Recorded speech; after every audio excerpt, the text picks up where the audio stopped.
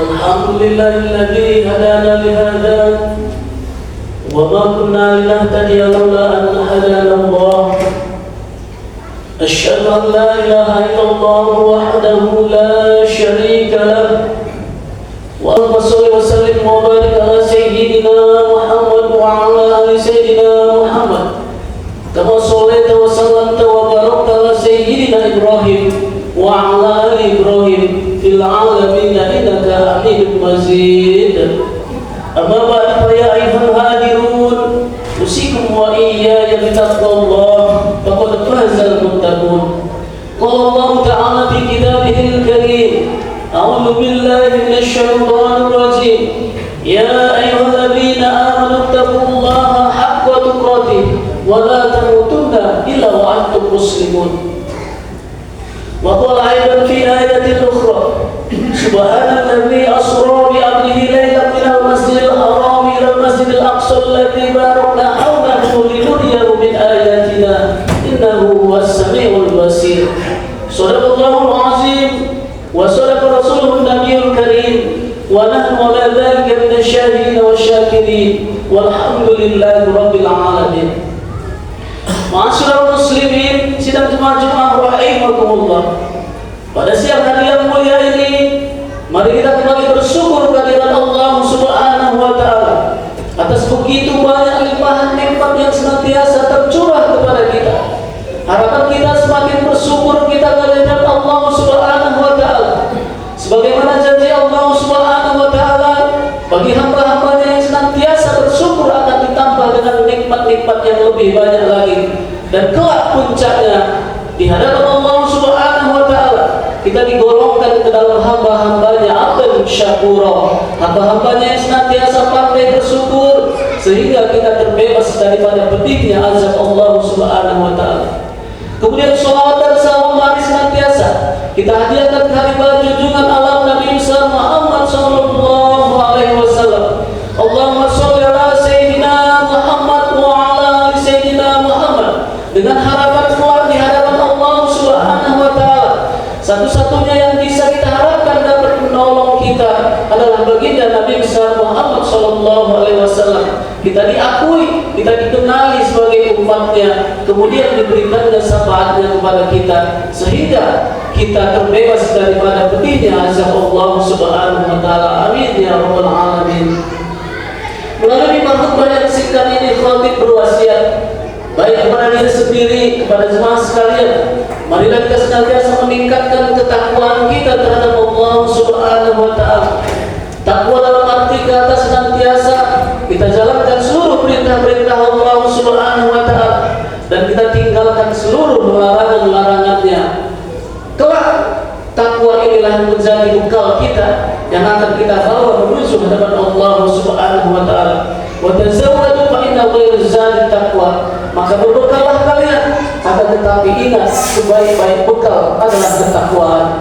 Ma'asyiral muslimin, sidang jemaah Jumat rahimakumullah. Tanpa terasa bagi kita waktu berputar begitu cepat sekali.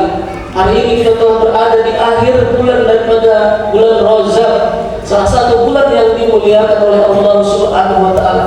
Tepatnya hari ini kita berada tepat pada tanggal 27 Rajab atau 16 Januari 2026.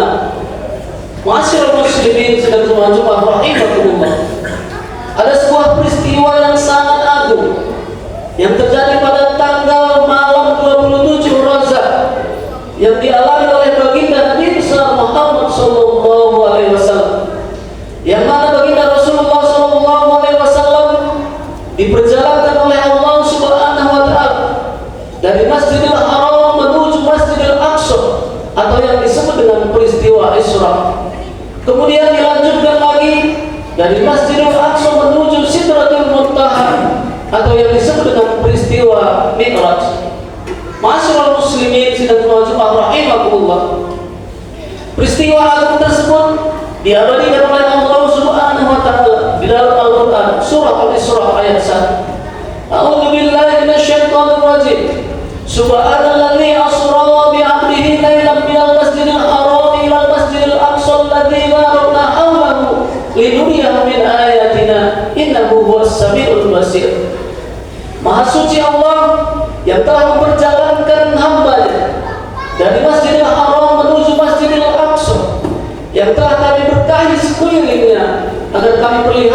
kepadanya sebagian daripada kebesaran kami. Sesungguhnya Allah Maha mendengar dan Maha melihat. Al-Isra ayat 1. Ma'asyiral muslimin sidang Jumat rahimakumullah. Dalam peristiwa agung tersebut, baginda Rasulullah SAW ditunjukkan atau mengalami berbagai peristiwa-peristiwa yang sangat luar biasa. Di antaranya adalah Rasulullah SAW diperlihatkan langsung bagaimana telah kenikmatan-kenikmatan yang akan diperoleh penghuni surga. Dan Rasulullah SAW juga diperlihatkan bagaimana pedihnya azab-azab bagi orang yang masuk ke dalam neraka. Ma'asyiral muslimin sidang Jumat rahimakumullah. Dan puncak daripada peristiwa Isra wal Mi'raj adalah baginda Rasulullah SAW langsung menjemput sebuah perintah yang agung. Perintah yaitu melaksanakan sholat fardu 5 waktu. Perintah sholat ini adalah perintah amalan yang paling utama di dalam ajaran Islam, sehingga baginda Rasulullah SAW untuk memperolehnya langsung diundang, langsung berjumpa dengan Allah Subhanahu wa Ta'ala. Kalau amalan-amalan lain diturunkan melalui malaikat Jibril, melalui wahyu, amalan puasa, zakat, haji dan lain sebagainya diturunkan Allah Subhanahu wa Ta'ala melalui wahyu kepada malaikat Jibril.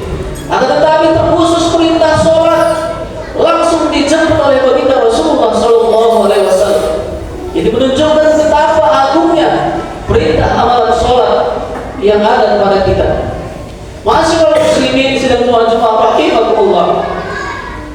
Perintah sholat menjadi perintah yang sangat agung karena yang pertama adalah perintah sholat merupakan amalan yang telah akan pertama sekali dihisab di hadapan Allah Subhanahu wa Ta'ala. Rasulullah SAW bersabda, "Awwal ma yuhasabu bihi abdu yaumil qiyamah as-shalah. Fa in sholihat sholat sa'ir wa amali, fa in fasadat sa'ir wa amali." Hadis riwayat At-Tabrani.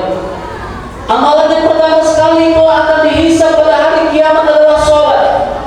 Apabila baik sholatnya maka baiklah seluruh amalannya.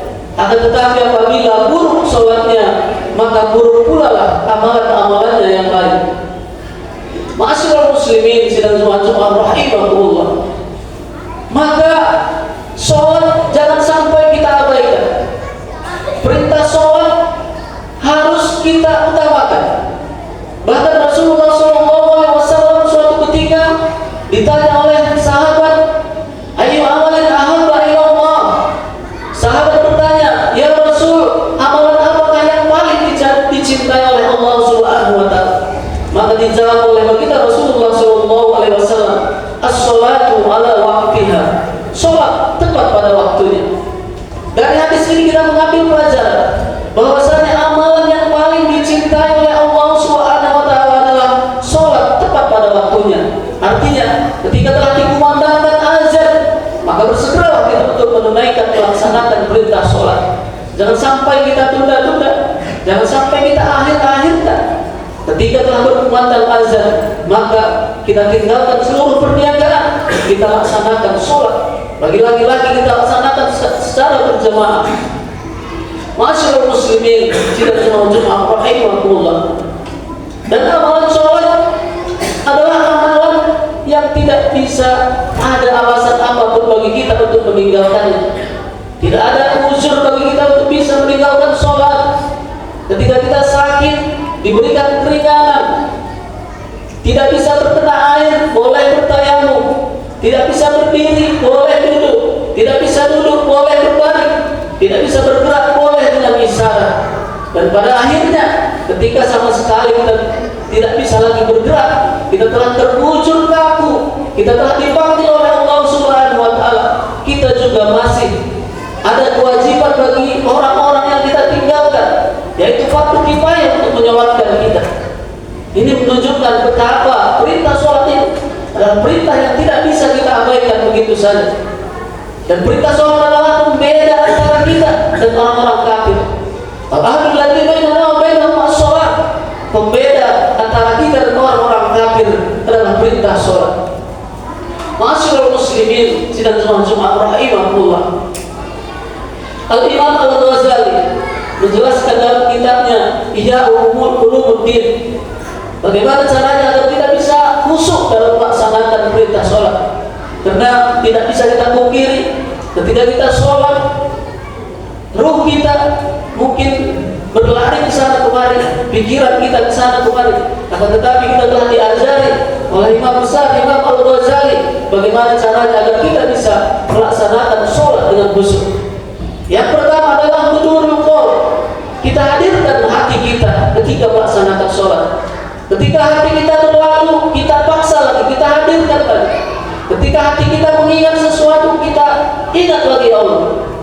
Begitulah seterusnya, kita senantiasa berusaha untuk menghadirkan hati kita ketika kita melaksanakan sholat. Kemudian takzim, yaitu mengagungkan Allah Subhanahu wa Ta'ala. Kita mengakui, mengimani, meyakini bahwa kita sedang disaksikan oleh Allah Subhanahu wa Ta'ala. Kemudian al-khauf, kita hadirkan rasa takut kita kepada Allah Subhanahu wa Ta'ala, bahwasanya kelak kita akan dimintai pertanggungjawaban oleh Allah Subhanahu wa Ta'ala. Kita hadirkan rasa takut kita di dalam hati kita.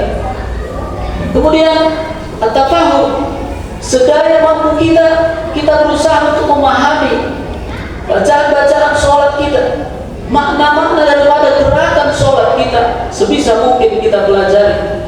Belajar adalah suatu kewajiban bagi seorang muslim.